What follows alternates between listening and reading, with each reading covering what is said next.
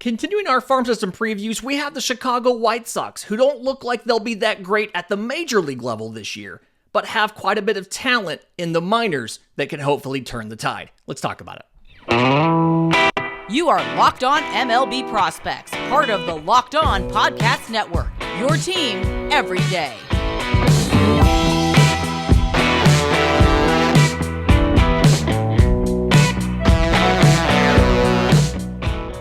Yes, welcome on in to Locked On MLB Prospects, your home for all things minor league baseball. I'm your host, Lindsay Crosby, award-winning baseball writer and podcaster, and thank you for making this your first listen every single day. We're proudly part of the Locked On Podcast Network, where it's your team every day, and today's episode's brought to you by our friends at FanDuel. Make every moment more. Claim your $150 in bonus bets when you place a $5 bet.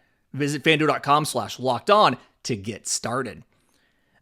Continuing our farm system previews, looking at the Chicago White Sox, quick reminder, we're not going to be able to get to every single prospect that deserves to be talked about.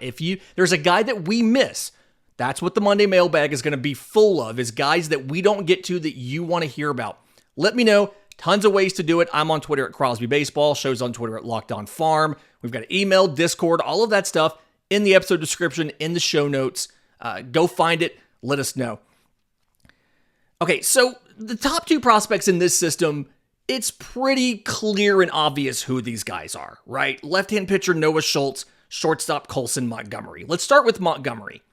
2021 first rounder out of high school. Had a weird year last year because he was dealing with a back injury for part of the year. So, yes, he did high A and double A, but because he missed most of spring training, some of the first half of the year, he started off in rookie ball, right? He rehabbed in rookie ball before he went to high A and then to double A.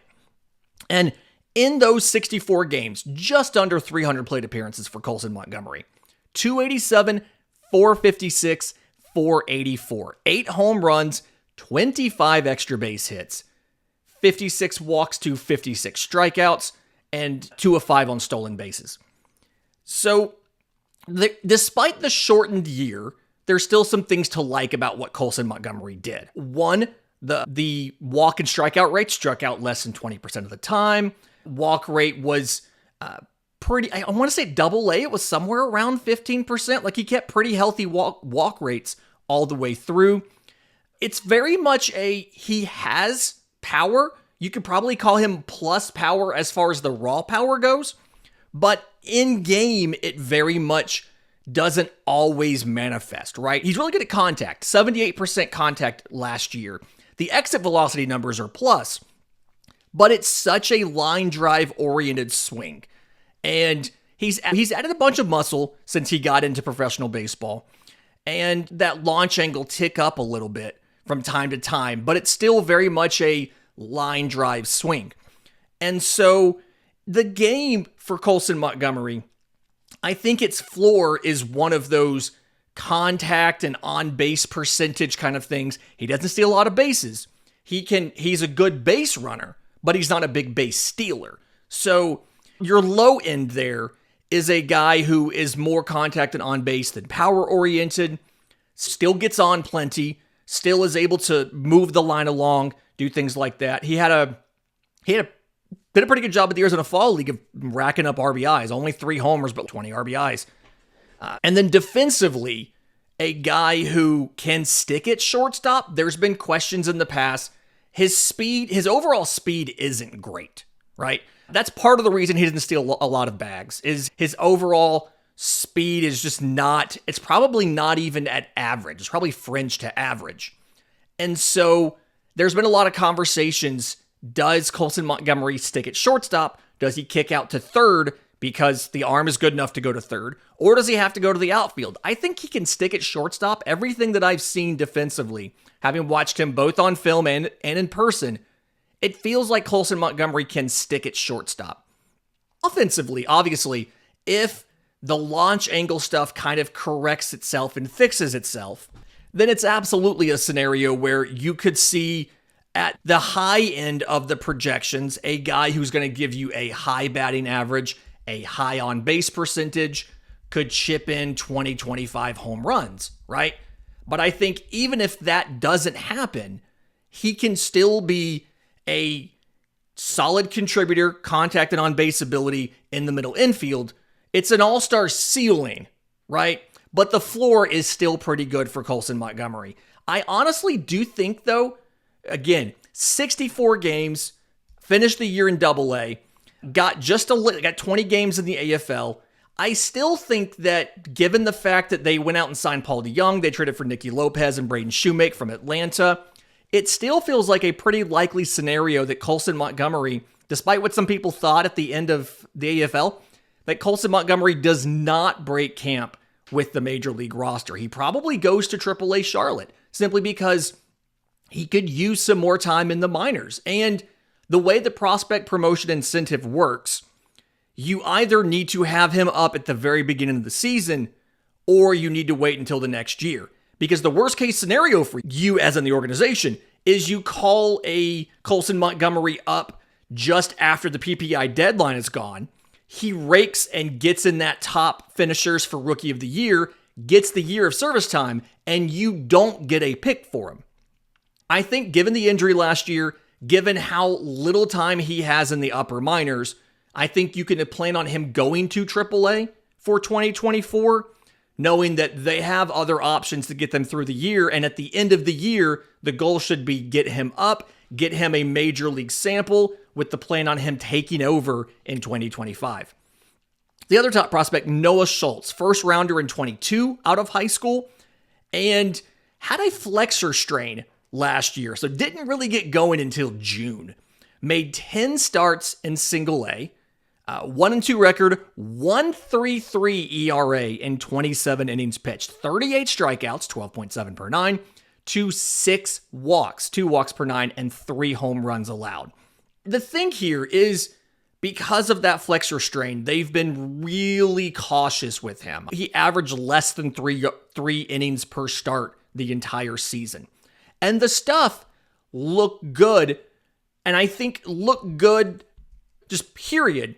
And then when you combine it with the fact that it's a very unusual physical profile, it looks even more impressive. So Noah Schultz is 6'9". And we've talked on the show before about long levers. Everydayers have heard us talk about how it's hard to keep your long levers in sync when you're that big. And he's pretty good at doing that. He's got some unique mechanics. He has a lower arm slot. And so despite being 6'9", he does a really good job of staying synchronized, of throwing strikes. It's really impressive for a player this young and this physically unique to be as polished as he is already. The fastball sits mid to upper 90s. He's got a slider that he throws in the low 80s. He's got a changeup in the mid 80s. It's got some vertical drop to it. Last I remember watching the slider, it's more of a horizontal breaking slider. You've got a lot of the stuff covered there. Again, a vertical breaking changeup. It's a good combination of stuff. The goal here should be cautious with him because he has probably the highest potential of any pitcher in the system, but we also need to get started to build him up. Hopefully you get a year of health for Noah Schultz. So he's fully healthy. He throws plenty of strikes already. The command is there. You can start building him up. I mean, he averaged like 47 pitches a start. You can build him up to higher pitch counts. You can get him against tougher competition and maybe even whip in a fourth pitch in there to cover all those directions. Noah Schultz, again, highest ceiling of anybody in this system. He also probably has one of the longest paths to the majors of any guy in this system, simply because anytime there's a flexor strain, you have to be cautious. And they were so cautious with him last year that he's just behind where somebody from that draft class should be in the amount of pitching that he has done in professional baseball. In just a minute, let's talk about some of the players you may see in 2024. There's quite a long list, and it's a lot of guys you may see later in the year, and some surprising roles for guys. We'll do that next right here on Locked On MLB Prospects. But first, today's episode is brought to you by our friends at FanDuel. The NFL regular season has wrapped up, but there is still time to get in on the action with FanDuel, America's #1 sportsbook. Right now, new customers get $150 in bonus bets guaranteed when you place a $5 bet. It's $150 in bonus bets, win or lose. You don't have to win the bet, you just have to play the bet. And there's tons of options, same game parlays. There's an Explore tab that goes in there and shows you all kinds of different bets. It helps you find bets. You can make your own parlay in the Parlay Hub and more. So visit FanDuel.com/lockedon to make your first bet today with FanDuel, the official sportsbook of the Locked On Podcast Network. Okay, so looking at players you may see from this farm system in 2024, a couple different guys I want to get to here. Right-hand pitcher Nick Nastrini, 2021 fourth rounder out of UCLA by the Dodgers, was moved over in one of those trades last year. Quite a few of these guys you'll see come up. He was the headliner in the Lance Lynn, Joe Kelly deal, but quite a few of these guys came into the system via trade when you tore it all down. 25 starts between AA and AAA, 9-5 with a 4.08 ERA and 114 2/3 innings. 139 strikeouts for Nick Nastrini, 10.9 to 54 walks, 4.2 per 9 and 11 home runs allowed. He's a little inconsistent with his strike throwing, right? And so he ends up being a little bit streaky, right? I've seen him hit 70% strikes thrown. I've seen him sit down at low 50s on strikes thrown. So a little inconsistent from start to start. But the stuff is really good. It's a mid-90s fastball. He can touch 97 on it. When he was in AAA, it was flashing up 18 inches of induced vertical break, which, if you'll remember from the Pirate Show last week, is an elite number. 18 inches of induced vertical break with 5 or 6 inches, half a foot in horizontal movement as well. So tough pitch to square up, right? He's got a vertical breaking curveball in the high 70s. He does have a changeup in the mid 80s and a hard slider that StatCast sometimes reads as a cutter. Could use a little bit of polish on some of those secondaries, on the curveball and the slider. Could use the changeup a little bit more. But it's a really good fastball and definitely an anchor point for the entire rotation. There is a little bit of concern about the Dodgers, who are really good at developing pitchers, as we talked about in the Dodgers show. The Dodgers letting him go. If the White Sox can get him to the majors, and I feel like he could be an option in 2024, and depending on how they feel and how their rotation looks, it could be earlier rather than later, I'm not sure. I feel like he can be an effective major league arm. Left-hand pitcher Jake Eder is a guy that if you see him, it'll be late in the year and probably in a relief role, but fourth rounder in 2020 out of Vanderbilt by the Miami Marlins. He was part of the Jake Burger deal. 14 games between A-ball and AA. It's less innings than everybody else because he was rehabbing from TJ that he had. He missed the entire 22 season for Tommy John, and then he fractured his foot in spring training. Delayed start to the year, and that's part of the reason I think if you see him next year, it'll be later in the year before you see him in Chicago. But in the 14 games for Jake Eder, 2-6 with a 6.35 ERA and 56 2/3 innings, 70 strikeouts, so 11.1 per 9, 236 walks, 5.7 per 9, 7 home runs allowed. Control's one of the last things to come back. I think the walk numbers can get better than he showed last year. So I think that's something that can be improved. But the actual stuff, fastball sits in the mid-90s, changeups in the low 80s. He has this issue with his breaking ball. He throws it in the low 80s. It usually reads as a slider on StatCast, but the shape isn't consistent. Sometimes it looks like a curveball. Sometimes it looks like a slurvy slider. And I think the big thing, as well as the control, is you just need a little more consistency from Jake Eder's primary breaking ball. If he can bring that back, it's a guy who had a very high ceiling earlier in his career before the injury. 2021, he was seen as one of the top pitching prospects potentially in Miami's system, and just didn't quite look the same last year. But give him some more time to come back. He also went to the AFL as well. Give him some more time to find the polish, find the control, get the breaking ball locked in. I think he could be an option later in the year. Because of the innings workloads, I'm hesitant to say he'd be a starter. You're probably looking at a relief thing. He didn't put up more than about 65 innings last year between the season and the AFL. So the last thing you want to do is ask him to start late in the year. He's probably gassed, but you could use him in a bullpen role if you see him next year. Catcher Edgar Cuero is another guy that you may see next year, but again, I think it'll be later in the year. 2021 IFA by the Angels. So him and Sam Bush were moved over when they came to get Ronaldo Lopez. 101 games in Double-A. 255, 380, 351. 6 home runs, 23 extra base hits, 72 walks to 76 strikeouts, and 1 for 3 on stolen bases. A lot of stuff going on for Edgar Cuero. They jumped him from Single-A straight to Double-A. He skipped High-A completely. The Angels like to push guys to Double-A. He's a switch hitter. And the contact was good, 84%, right?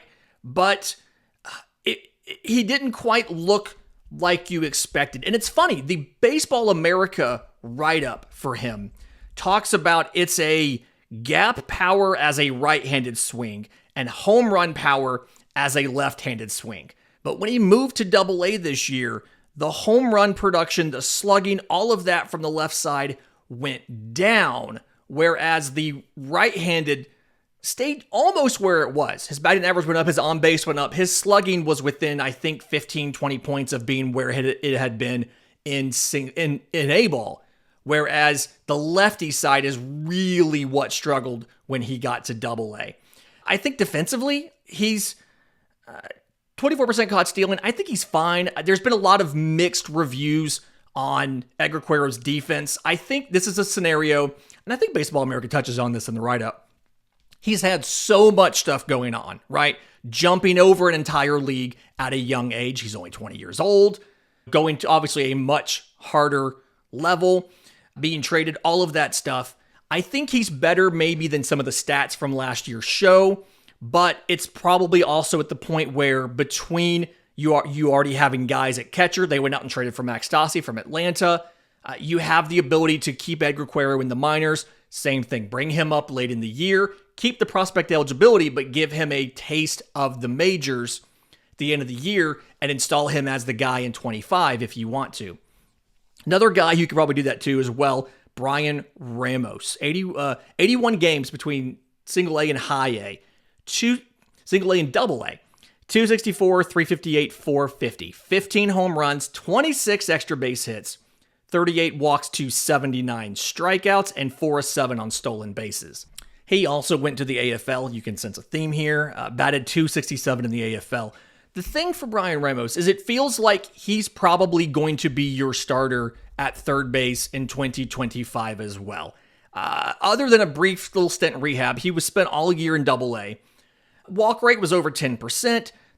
The defense looked fine at third base. The arms, I think, a little bit better than, probably above average for an arm, but the defense was good.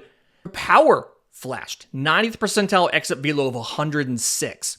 Now, he does have his swings a little bit long. He has some chase issues. He'll crush a fastball, but he's got some chase issues against breaking pitches and things like that. So not a finished product, but a guy who you can clearly see what the development path is for him to get to the majors by the end of the year and then be the guy in 25 if you want to do this whole wave of youngsters all at once in Chicago. A couple other names you might see. Right-hand pitcher Jordan Leisure, another trade piece from the Dodgers. I think he could end up being a middle to high leverage reliever by the end of 2024. Put up an ERA just under 4 in 48 innings between Double-A and Triple-A. 14.7 strikeouts per 9 innings, 4.5 walks per 9 innings. Went to the AFL in relief, ERA barely over 1 in 8 or 10 innings. Fastball touches 100. He's got a power slider. He had a curveball last year from what I've been told. Somebody who you could very easily see him come up, take some sort of middle relief, medium leverage role, And then if more players are traded out at the trade deadline, step into a higher leverage role late in the year. The fastball really does play. Right-hand pitcher Christian Mina, another guy you may see some next year. ERA of just under 5 in 27 starts between AA and AAA. 4.5 walks per 9. Fastball, curveball, slider. And the slider is, I think the slider is the key for him. It's a vertical breaking curveball. Fastball sits in the low to mid 90s. The thing on that slider for Christian Mina is the shape's not consistent. Sometimes it's super sweepy. Other times it's a two-plane break. It's not consistent. And I don't know if it's intentional or if it's unintentional. If it's intentional, he's just trying to find a slider that works. If it's unintentional, then you definitely need to clean that up. But once you figure that out, hopefully, one, that's going to help the walk rates. And then two, that should allow you to put him in as a back of the rotation option. So curious to see what happens there. In just a minute, there's a ton of lower level prospects to watch in this system. We'll talk about them next, right here on Locked On MLB Prospects.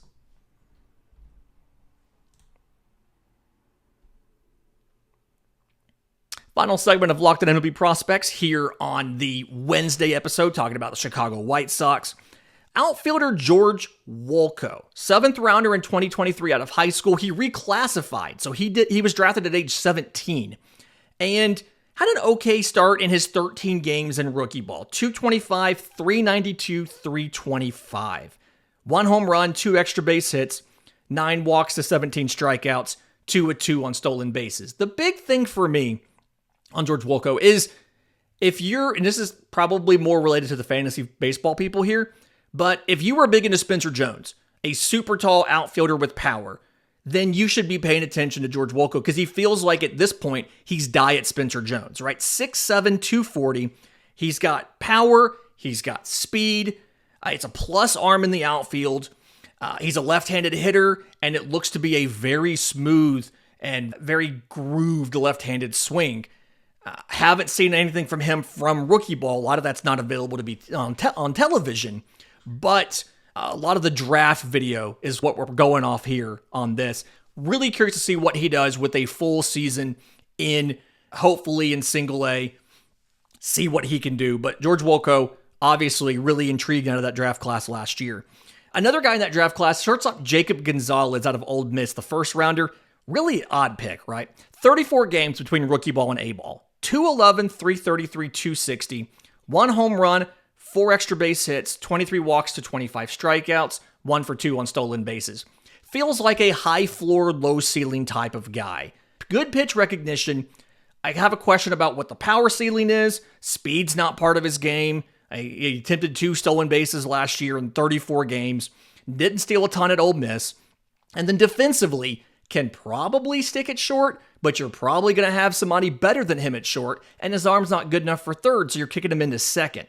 Just an interesting pick. I'm curious to see what happens with those high floor players. Sometimes they can go through the system rather quickly, so I'm curious to see what he does, and hopefully he can prove me wrong in 2023. Just felt like an odd pick for the top half of the first round. 2 pitchers, both taken in 2022, that have some similarities I want to talk about. Right-hand pitcher Peyton Pallette, 2nd rounder out of Arkansas, and Jonathan Cannon, a 3rd rounder out of UGA. Pallette had Tommy John, and so last year was his first season, so he's behind Cannon a bit. But Pallette made 22 starts in single A, 0-4 with a 4.13 record, or 4.13 ERA in 72 innings, 78 strikeouts, so 9.8 per 9, 241 walks, 5.1 per 9. 8 home runs allowed. You can see the walks are kind of high. Again, first season back after Tommy John, oftentimes that's one of those things that takes the longest to come back. But sits in the mid-90s, throws both a 4-seamer and a 2-seamer. Him and Cannon have that in common. They both throw both pitches. Pallette has a curveball with a ton of spin and a changeup that he still throws a little too hard. We've talked about the ideal velocity difference between your fastball and your changeup's about 10 miles per hour. Pallette's not quite there. That that changeup still comes in high 80s, whereas you're sitting mid 90s with those 4-seam and 2-seam fastballs. So a little bit of work to do there, but you can see the tools, right? You can see the changeup, the curveball, the 2 different fastballs. It's an intriguing package. I want to see what he does when he gets a little bit farther away from the Tommy John and the control is doing better. Jonathan Cannon is a very similar type of pitcher to him, but is farther advanced than he is. Got 25 starts between high A and double A. 6-6 with a 4.46 ERA for Jonathan Cannon. 121 innings, 106 strikeouts of 7.9 per 9 to 39 walks, 2.9 per 9 and 15 home runs. Again, mid-90s fastball, throws a 4-seamer and a 2-seamer, but he throws like 5 pitches, right? He has a vertical breaking curveball. He's got a sweeper. He's got a cutter to bridge the gap between the fastballs and everything else. And I like the arsenal. I like the movements in the arsenal. I like the velocity bands. He doesn't miss enough bats. You can tell by 7.9 strikeouts per 9 innings, but his game is really getting weak contact, letting the defense work and things like that.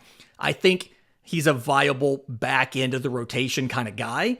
The question's going to be, I assume he starts back off at AA with Birmingham this year. It could be AAA, but I feel like it's going to be AA. But him and Paulette, I think, are variations of the same guy. Paulette may be able to get a little bit more swing and miss. Cannon may be able to handle a larger workload and be a little more efficient when it comes to not walking guys. But they're both future members of your rotation if you can work it out right. Quite a few other just interesting guys I want to make sure I tell you about so that when they start performing, you remember that you've heard them.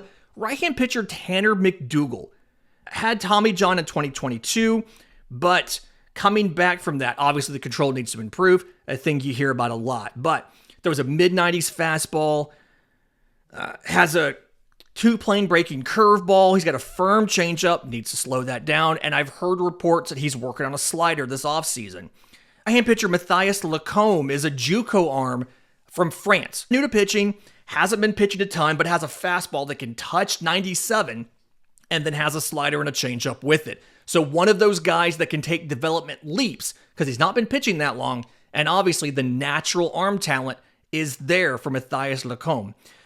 Brooks Baldwin, a 12th rounder in 2022 that I think is going to be the next fantastic major league utility option for this team. He's played shortstop pretty well. He's a switch hitter. He's got some pop, but he's also played so far in that first year after the draft. He played second, he played third, as well as short. He played center field, he played left field, and he didn't look bad at any of them. And I think that he can be that guy that gets up at the major league level, probably plays 4 or 5 days a week at different positions if you want to rotate guys through your DH. By the time he gets there, you may not have your full-time DH you have right now. We'll see what happens. Again, trade deadline, tearing it down, all that stuff. But can give you pretty good defense at shortstop and then play those other positions as well. Middle infielder Javier Magallan. Great debut in the DSL last year. We don't typically cover DSL stuff, but this dude did really well. 315, 417, 582 slash line with 10 home runs in the DSL. Absurd numbers for the DSL, right? He's coming stateside this year. He may or may not stick at shortstop. And if he doesn't stick at shortstop, he's probably kicking into second. But such a great debut. We have to talk about him. We have to be watching for what he can do this spring when he gets into probably extended spring and then to complex level play. The dart throw for this episode, first baseman Tim Elko, drafted out of Ole Miss. He was a captain. He famously played on a torn ACL, but 6'4", 240, had 135 games, started off in single A, finished the year in double A. 295, 347, 527, 28 home runs, 57 extra base hits, 38 walks to 165 strikeouts, 0 for 1 on stolen bases. Top 25 in home runs with 28, fifth in all of the minors with 105 RBIs. Struggled with strikeouts, yes, especially as he went up. The strikeout rate got worse every level of the minors, so it ticked up as he went up in the system. But he's a big bat with legitimate power. He's a good defender. He's a great clubhouse guy and one of those players that seems to do better in clutch and in high leverage situations. And so there's not really any sort of first base depth in this system other than Tim Elko. And I think he could be the next great White Sox first baseman if everything breaks right. So watch for him this year. fantastic week this week. Stick with us. We got some more of these going on. If you're not already a subscriber to the show, wherever you find your podcasts, obviously on YouTube, leave us a 5-star review, thumbs up, leave us a comment, rate us, all that good stuff. Until next time, remember, it's always a great time to pay a minor leaguer.